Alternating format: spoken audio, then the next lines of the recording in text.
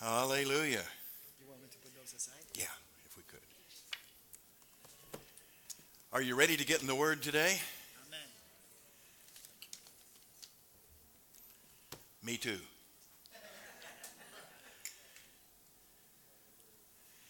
It's interesting that we got on a plane in Rome, and there was a young lady who needed some help with her luggage. She had pink luggage, and beautiful young lady. And she turned to my son, which this is my son, for those of you who were not here last night. Stand up, Robbie. Let everybody see. He's a very handsome young man. People say he looks like his father. But this young lady needed some help with her luggage, and she turned to my son and she said, "Would you help me get my luggage down?" And so as they're or getting getting onto the plane, I believe it was. And so my son and this young lady started talking, and they found out they were both going to Malta. And my son mentioned that we were going to a church here, and the lady said she goes to a church here. And my son said, "Well, it's Pastor Gordon Manchi," or something along that line. And she says, "That's my pastor." And there she is back there. Wave at everybody. All right. She is single. So in Rome, Italy, we met a very nice young lady, and there she is. All right. Are you ready to get in the Word? Amen. All right. Lift up the Word and repeat after me. I believe this is the Word of God. I believe what God says because it is impossible for God to lie.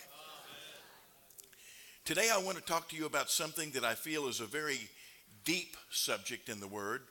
It's something that we take for granted. It's something that we should understand, but so often we slip past it because sometimes you can read something superficially, right?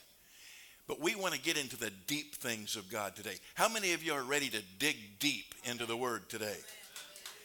1 Corinthians chapter 2, verse 14 says, "But the natural man does not receive the things of the Spirit of God, for they are foolishness to him, nor can he know them, because they are spiritually discerned."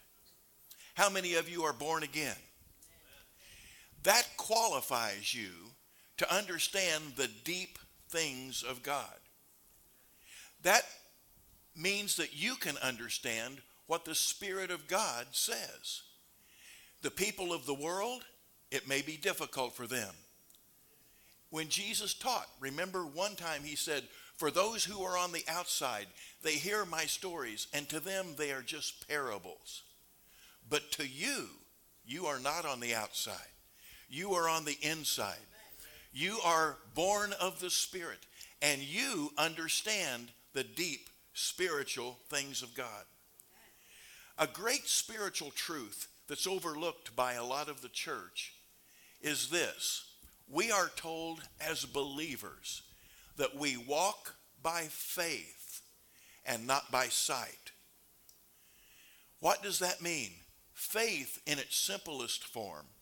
Now, the Bible says faith is the substance of things hoped for and the evidence of things not seen. But faith in its simplest form is simply believing God. So if we walk by faith and not by sight, that means we believe what God says instead of believing what we see. If we see one thing, but God's Word says something else, we cannot call God a liar. It must be our eyes that are lying. So the Word of God is always true. What you need today, whether it be healing of your body, financial deliverance, healing of a broken heart, freedom from depression, whatever it is, God has already prepared it for you. And it exists, but it's in the realm of the unseen. You cannot see it, but God says you have it. You will never have anything from God that you cannot believe. Everything in the Bible is received by believing. How did you become born again? You read in the Word that Jesus Christ was the Son of God. You read in the Word that God raised him from the dead. You read in the Word that if you would believe in your heart and confess with your mouth that Jesus Christ is Lord, you would be saved. You believed it, you acted on it, you did it, and you're saved. In order to receive salvation, you had to believe for salvation. Everything in the Word of God is based upon that principle. You couldn't see salvation. You couldn't touch salvation. It was in the realm of the unseen. Jesus had already paid the price for your salvation. Nothing else needed to be done. And I say this respectfully, but when you decided to receive Jesus, Jesus didn't have to get on the cross and die again. No, because he had already done it once and for all. All you had to do is receive it. Your healing, your deliverance, the healing of your broken heart, all of these things are the same. But we have become accustomed to thinking that if we can't see it, we can't get it. But we need to understand that it already exists. Your healing already exists. And the price has been paid for your healing. Your deliverance has already been created. The price has been paid for your deliverance. Your broken heart does not need to be seen healed in you, but it has been healed. Jesus came to heal the brokenhearted. Do you believe Jesus did what he came to do?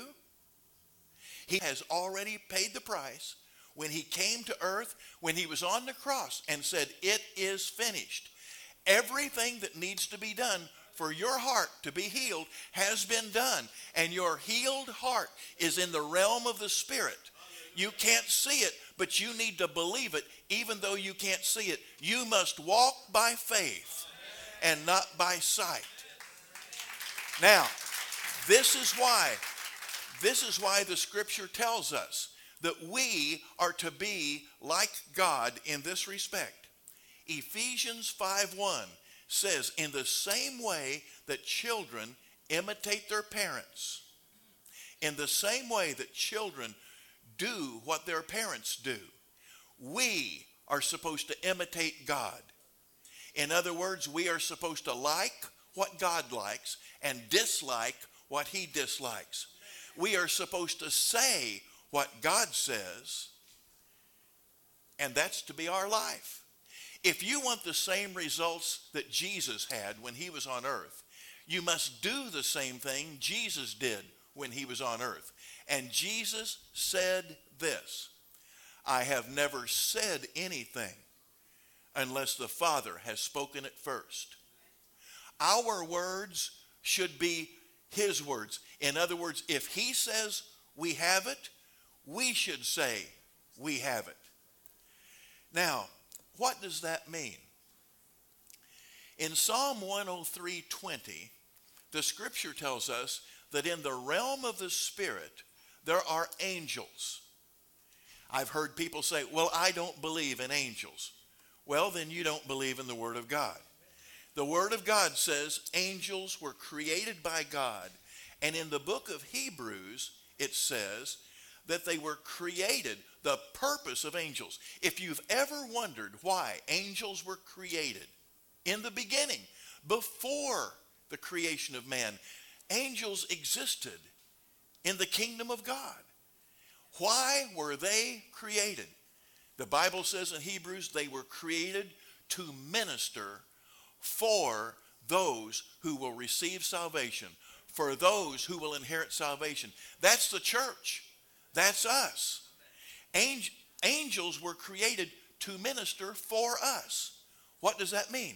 That means in the realm of the Spirit, they will do for us what we cannot do. But what activates these angels? What is it that puts them on the mission to work for us? Psalm 103:20 says that these angels are mighty in God, and they heed the voice of his word. That word heed there means that they hear his word and they act on his word. They hear his word and they act on his word. But more specifically, that scripture says they act on the voice of his word. And we must understand this. Right now, we, the church, the body of Christ, we are the voice of his word. If God's word is to be spoken on this earth, it's to be spoken through the church, through the body of Christ. And I say this respectfully, but the Father is in heaven. Remember, Jesus said, "Our Father who art in heaven." And then when Jesus resurrected, he said he was going to go and be with the Father. He's coming back, but he hasn't come back yet. But he said this, "When I go, my Father will send his Spirit in my name." So we have the Holy Spirit as the church living inside of us. And if we speak what God promised, then we receive what God promised, even though we don't see it. Too many people say, "I'll believe it when I see it." But God's principle in his word for the church is, "I'll see it when I believe it." We must believe first, then comes the seeing. The Bible says that Abraham, our father of faith, he was like God in this respect. He called those things that were not as though they were. He saw into the spirit realm, and he proclaimed that what was real in the spirit realm was real here.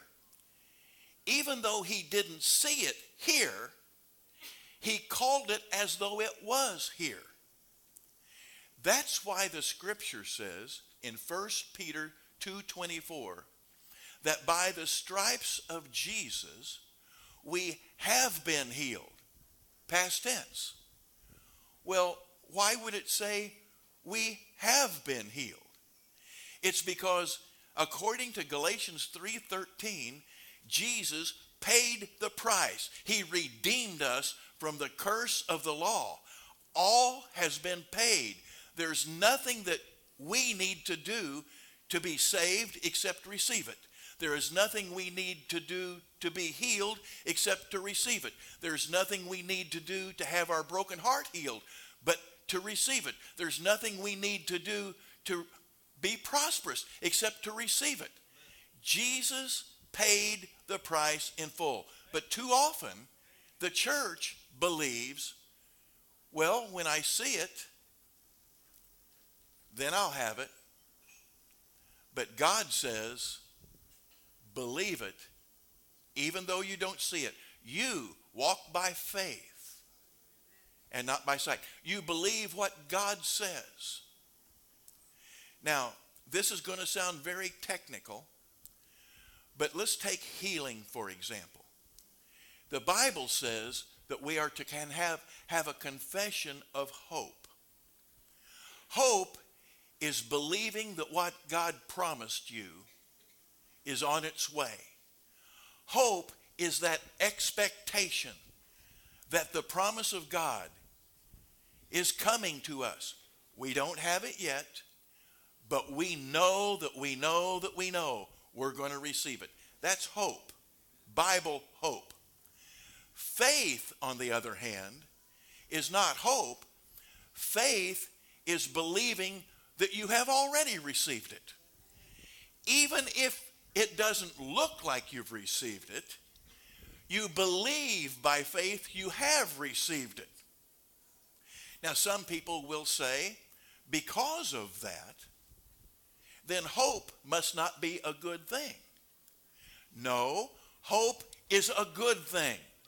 The Bible tells us, do not forsake your confession of hope.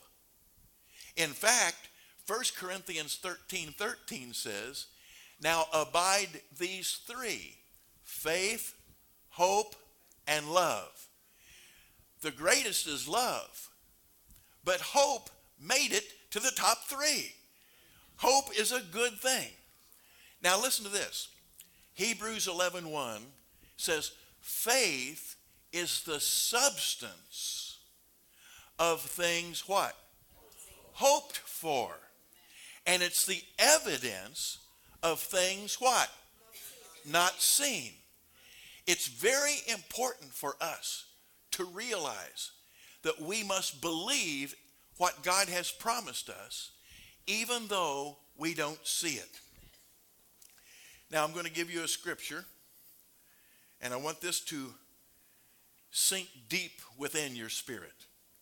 2 Corinthians 4:18 says, while we do not look at the things which are seen, but at the things which are not seen. For the things which are seen are temporary, but the things which are not seen are eternal. What that scripture is telling us is you can try to fix something in the natural. Yes, we have abilities. We have skills. We have things we can do. But what we can do pales by comparison to what the Lord has already prepared for us in the realm of the unseen. And we need to reach into the realm of the unseen with our faith.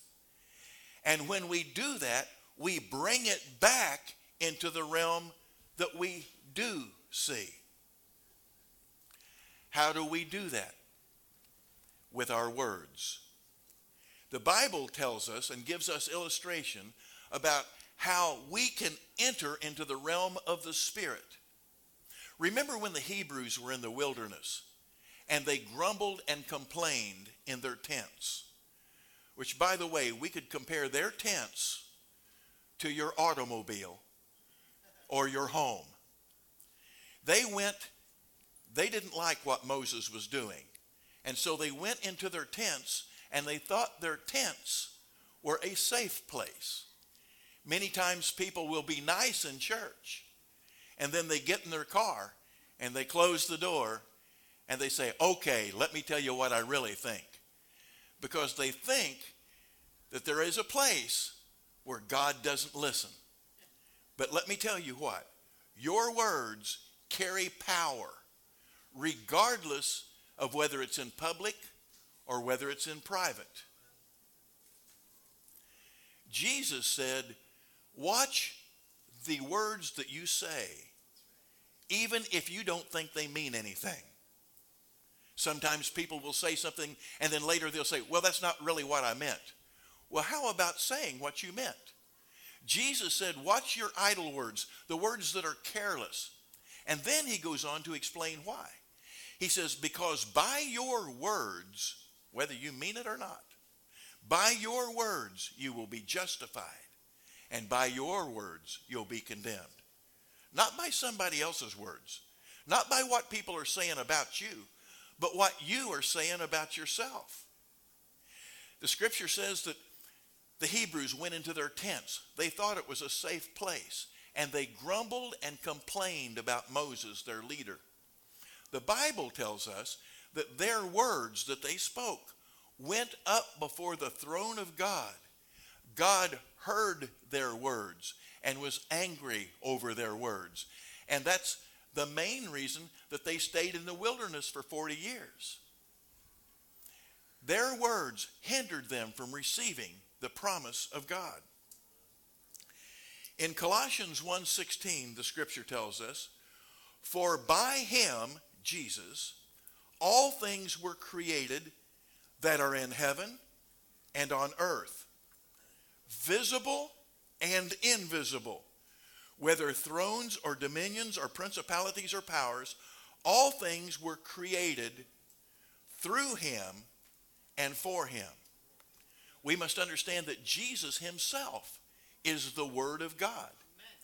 John 1:1 says, "In the beginning was the Word, the Logos." In the beginning was the Word, and the Word was with God. The Word was God. Then in verse 14, you can drop down, and it says, "And the Word became flesh and dwelt among us." Jesus Christ, Jesus of Nazareth, Jesus our Lord and risen Savior, he is the Word of God. That's why it's so important that we not take his name in vain, because his name contains all the Word. He is the Word of God.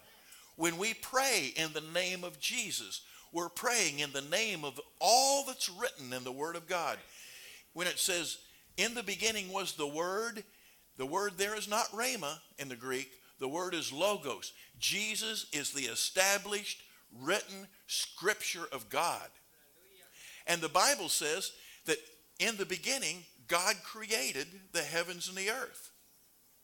Let's say that in Hebrew so that they'll think we're smart, okay? Barashit bara Elohim et hashemayim haaretz. In the beginning, God created the heavens and the earth. And then later, as he created, he spoke. That's how he created. And God said, and there was. What was God speaking? Now, you're just going to have to twist your mind a little bit on this, but Jesus was the word that God spoke. The Bible tells us here that for by him all things were created that are in heaven and on earth. Everything was created through Jesus. Isn't that amazing? Both visible and invisible, and what you need needs to be apprehended by your words and brought back into this realm. Now, how do you do that? You do that by saying what God said. Now, remember a few moments ago I told you in Psalm 103:20 that angels are standing by to act on God's word. What does God's word say? By the stripes of Jesus, I have been healed. Can we agree on that? Let's say it. By the stripes of Jesus, I have been healed. Your words must be his words. His words are, by the stripes of Jesus, I have been healed. When you say, I'm not healed, that is contrary. Are you following me?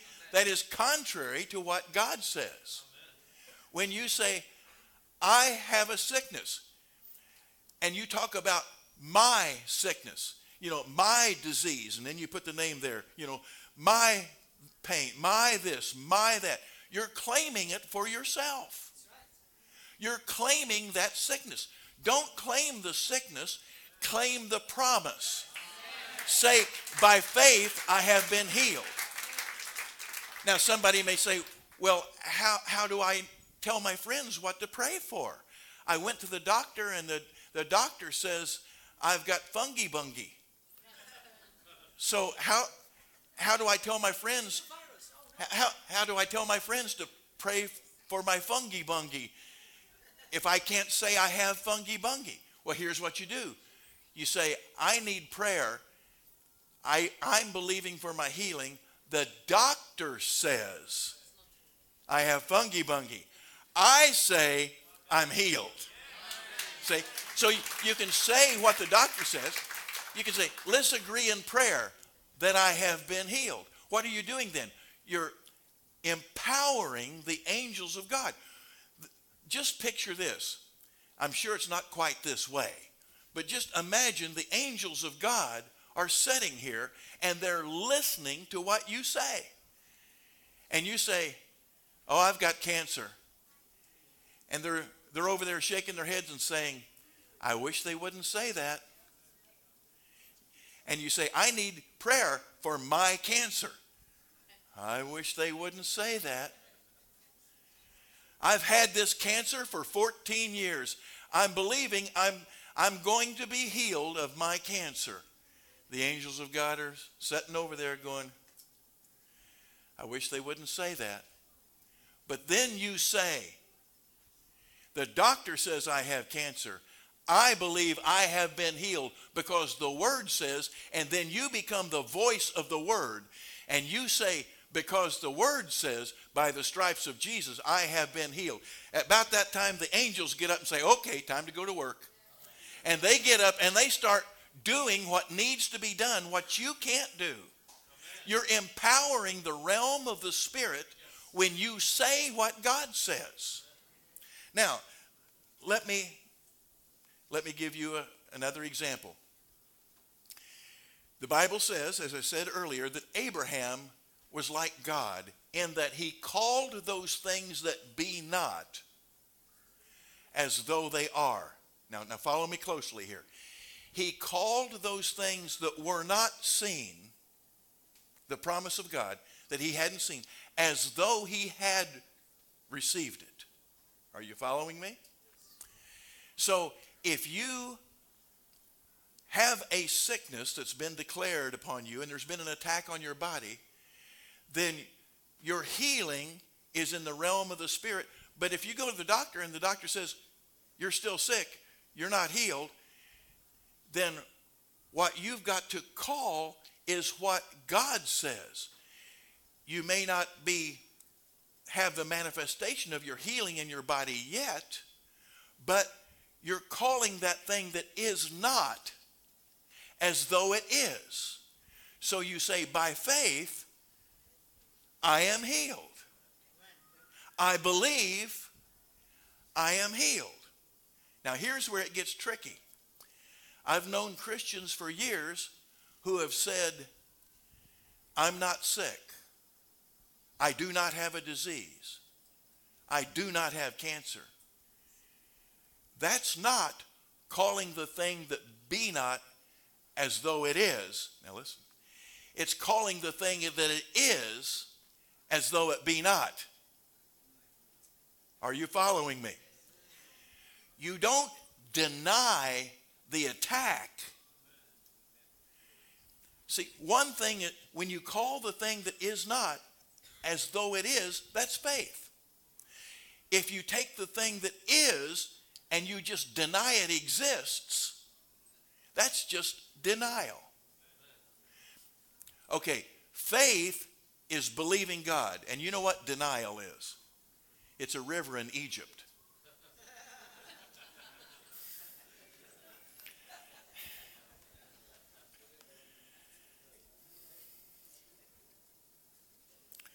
John 20:29. That was humor for those who may have not got it. Actually, I'm a pretty funny guy. In America, people think I'm funny. But in Malta, I don't know how to be funny. Because so many things that I say, I don't know if it'll be interpreted properly. Are you following me? I went to Australia. And in Australia, I was speaking to the Bible school. The next day, I was going to be speaking at a church on national television in Australia. You know where Australia is? Yeah. It's an island a little bit bigger than Malta. So that day, I had just bought a suit that had suspenders. they call them braces here, right? Okay. It had suspenders, the straps that go over your shoulder. All right.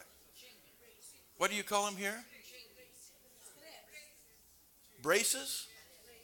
Okay. In America, braces are something you put on your teeth. Okay. So I'm in Australia, and I tell the Bible students, tomorrow I'm going to wear my new suit with my suspenders. They started laughing, and I thought, I'm a funny guy. So the next day at church on national television, I said, I'm here today, and I just want everyone to know I'm wearing my suspenders. Everybody laughed. Faces turned red. The people at the cameras, they didn't know if they should shut them off or not. So my driver was taking me back to the hotel, and he said, in Australia, we don't call the shoulder straps suspenders. We call them braces. And I said, but what's so funny about that? He said, well, in Australia, we do have something that we call suspenders.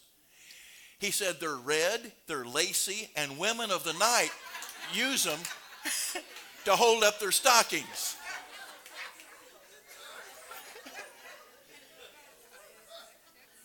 So I've discovered when I'm in a foreign nation, just preach the word, don't tell any funny stories, because you have no idea how many times I've told what I thought was the funniest joke in the world, and the whole congregation, 1,000 people, will sit there and go,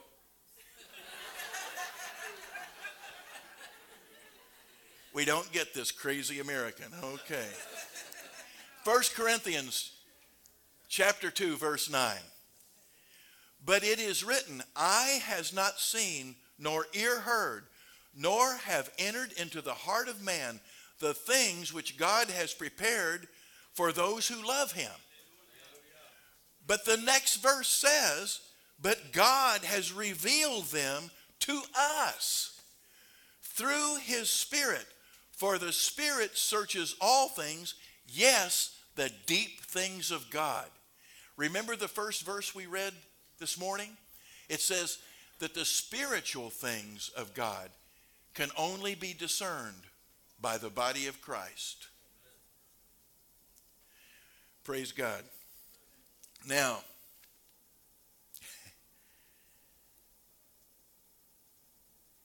Romans 4:17 says, I have made you a father of many nations in the presence of him whom he believed, God. Now here's a description of God. God who gives life to the dead and calls those things which do not exist as though they did. Remember, Ephesians 5:1 says we are to be imitators of God. We need to start calling those things that he has promised that we don't see. We need to start speaking of those as though they actually exist. Now, I want to give you one last illustration and one last scripture here. Your words are powerful. Do you remember the scripture in Mark 11:22 where Jesus said, have faith in God? And then he went on to say, if you say to that mountain, now it's not talking about some tall mountain someplace. It's not talking about Mount Everest. In the Bible, many times when it talks about a mountain, it's talking about a kingdom. The mountain of God is referring to the kingdom of God. So there are kingdoms that get in your path. The kingdom of darkness is wanting to steal, kill, and destroy you. You are the enemy. God loves you. The devil hates you. And the devil tries to destroy what God loves. And Jesus said in John 10:10, the thief comes to steal, kill, and destroy. understand this. God is a good God, and the devil is a bad devil. James 1:17 says, every good gift comes down from the Father of lights, in whom there's no variation or shadow of turning. God is a good God. And Jesus said in John 10:10, the thief comes to steal, to kill, and to destroy. And it's you. I mean, here's a happy note. It's you that he's wanting to steal from. He's wanting to destroy your life, destroy your ministry. You need to understand this. And the kingdom of darkness comes against you. Jesus said, if you say to that mountain, now follow me on this. If you say to that mountain, you speak to that mountain, and you say, be removed and be cast into the sea, and you believe that those things you say will come to pass, you will have whatever you say. That's Jesus talking. Now here is the way that is preached. I'm sure not by your pastor and by some others, but some people preach that this way. They say that if you say to that mountain, be removed and be cast into the sea, and you believe that that mountain is going to be cast into the sea, then you'll have it cast into the sea. That's not what that scripture says. Look in your Bible. The scripture says, if you say to that mountain, be removed and be cast into the sea, and then you don't believe that the mountain's been cast into the sea. That's not what it says to believe. Jesus said, here's what you believe. You believe that the things you say will come to pass. You speak to the mountain and tell it to be cast into the sea, but you believe that what you say will come to pass. Then you will have whatever you say. That's how powerful your words are. But most people don't believe what they say. My feet are killing me.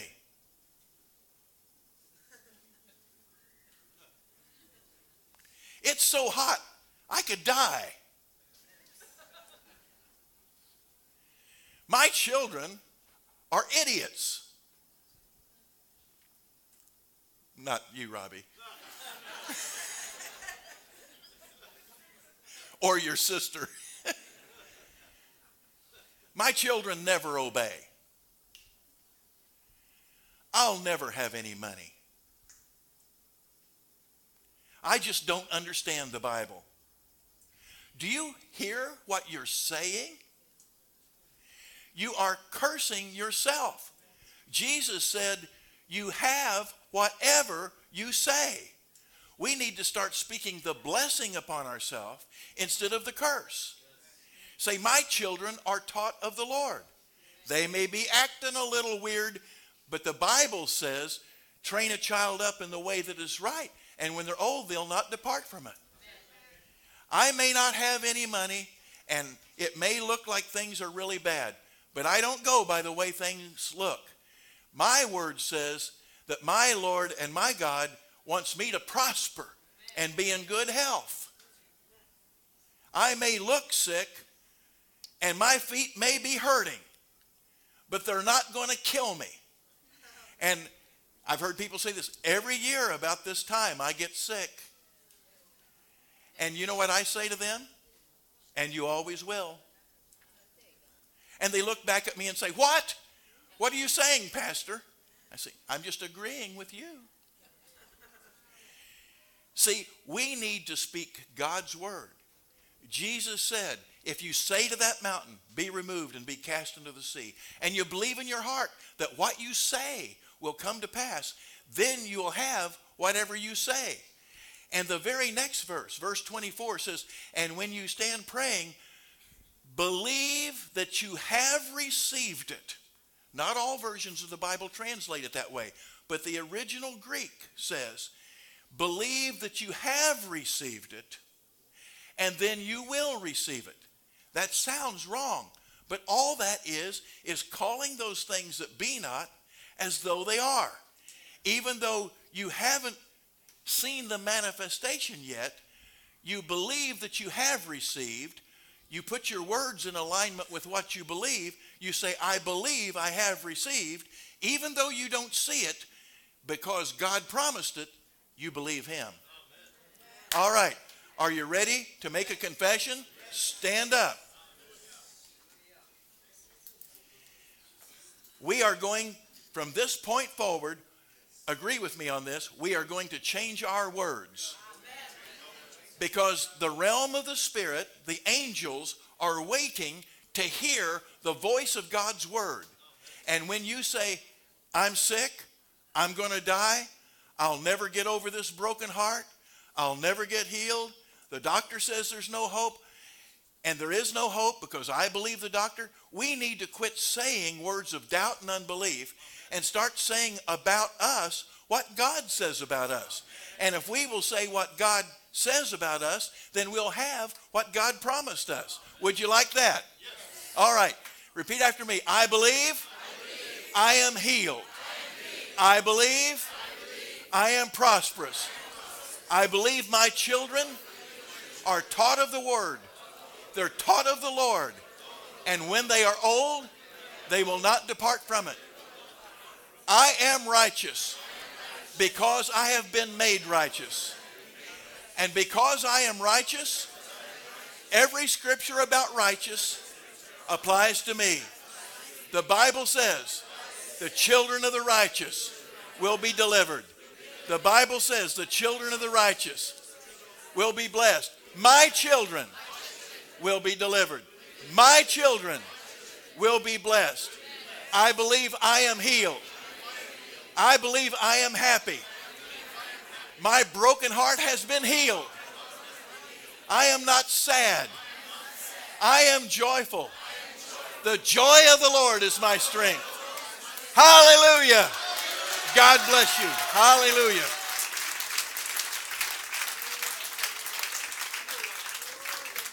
Praise God. Thank you, Lord. Hallelujah. What happened this morning is that what Dr. Larry Ollison have just spoken about is bringing you from the natural to the supernatural. It's not just a nice message. It's God changing and transforming your whole life. Because if you want to experience the things of God for your life, you have to walk by faith. You have to act by faith. You have to speak by faith. Do you understand? So what just happened now to you is not, wow, wasn't that a beautiful teaching? Sure it was indeed. But what just happened to you and to me right now is that God is saying, people, wake up. I have called you to walk in the supernatural life. And the only way you're going to do this is when you start thinking like I think, speaking like I speak, acting like I act. That is the supernatural life. When we walk by faith, you're no longer walking in any type of limitation. Because in the realm of faith, there is no limitation. That's why all things are possible to him that believe. All things. Nothing is impossible. Say it. Nothing is impossible for me. So you can no longer say, well, I can't do that. You can no longer say that. Because a person of faith, there is nothing he cannot do. Do you understand? Does God, now I'm going to share something. Let me tell you, we're going to pray in a moment. Let me tell you this. Does God have limits?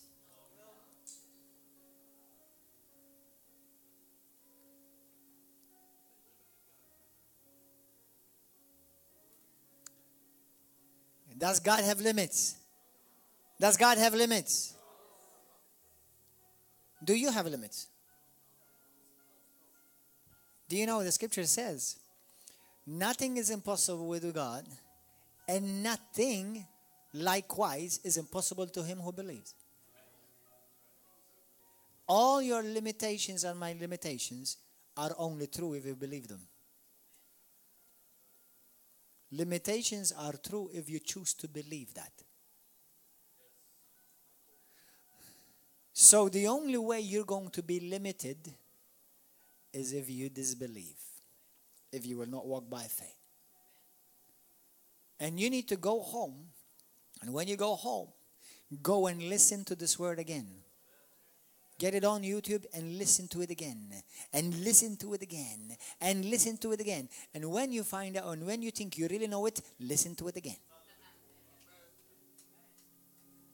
Because this is the life that you and me have been called. It's called the life of faith. Faith will access miracles. Faith will access the glory. We've been talking about the glory. Faith accesses the supernatural. It is faith that's going to access your healing. It is faith that's going to access your promises. It is faith that's going to access the blessings of God over your life. It is faith that's going to access finances. Everything, the currency of the supernatural is faith. Amen? And how are you born again? By faith.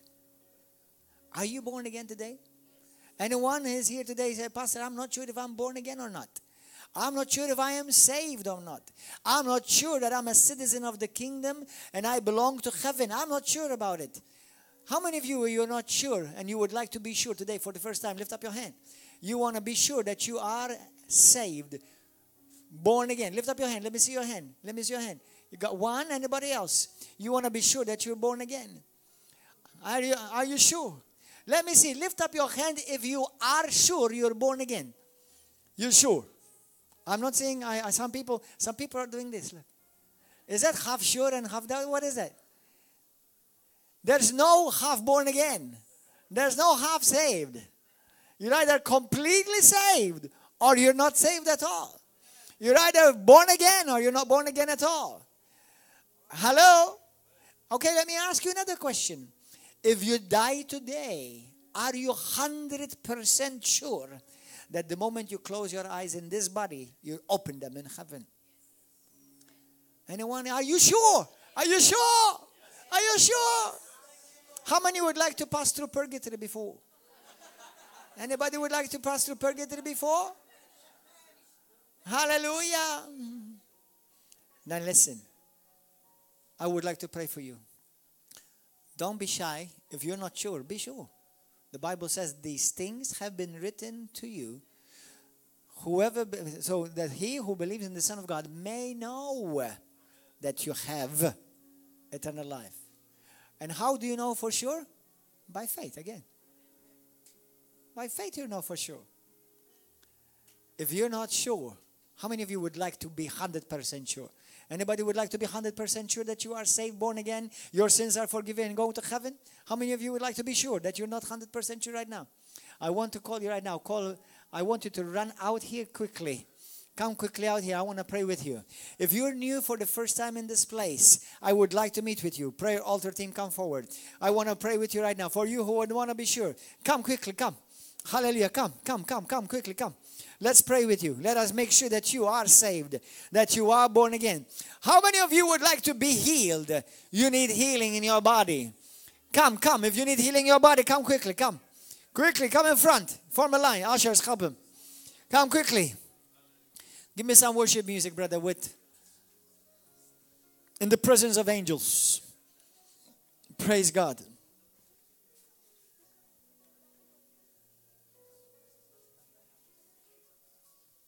Come, quickly, come. Come. Hallelujah. The presence of the Lord is in this place. Come. How many of you that have come forward because you need healing? Lift up your hand. You need healing in your body. Thank you, Lord. Good. How many of you came forward because you want to be truly sure that you are saved? You want to be truly sure. Good. Praise God. Don't be shy. If there's something to be shy, is the opposite. Amen. Praise God. Hallelujah. Are we ready? Pastor Larry, would you like to come and pray also over them? I'm going to lead you in a prayer of salvation, okay? Let me tell you what the Bible says. I already quoted it for you, but I'm going to read it for you as well. Listen carefully. Just keep it that level. That's good. Listen to this. Brothers and sisters, this is the Word of God. You believe the Bible? Do you believe God spoke this word, right? And he put it on iPhone. He put it on the tablet. That's right. 1 John 5. Listen to what this says. Listen. Verse 11. This is the testimony. This is the testimony that God has given us eternal life. And this life is in His Son. He who has the Son has now life. He who does not have the Son of God does not have life. These things I have written to you who believe in the name of the Son of God, that you may know. That you may know. That you may know that you have eternal life. Amen. And once you know, continue to believe in the name of the Son of God. Amen. Are we ready? Put one hand on your heart and lift up the other hand. Close your eyes. And as I pray for you, people are going to be healed right now. Hallelujah. We're going to pray. Say this with me from your heart. Say, Jesus. Say it loud. Say it with boldness, with confidence. By faith. Say it. Say, Jesus. I believe in you. You are the Son of the living God. I need you, Lord. I don't need religion made by man. I need Jesus, the Son of God. I want you to save me, Jesus. Forgive me of all my sins. Wash me clean by your precious blood. Lord, I believe with all of my heart that you are truly the Son of God. You died for me on the cross. And on the third day, you rose again, victoriously, conquering sin, Satan, and the grave. And today you're alive. And I ask you, Jesus, fill me now with your Holy Spirit and be my Lord and my Savior from now on. I belong to Jesus Christ. I am saved. I am born again. My sins have been forgiven. And I also receive today a brand new life. I receive my healing right now. I declare, Satan, get your filthy hands out of my life. Sickness, disease, pain, get out of my body in the name of Jesus. Because Jesus Christ has already borne my sickness and my disease. And if He has borne it, if He has taken it away, I no longer have to carry it. I am healed by His stripes. I am healed in Jesus' glorious name. I praise you, Lord. I am healed now. The power of God is working in me right now. In Jesus' name. Hallelujah. Receive your healing now and start giving praise to God.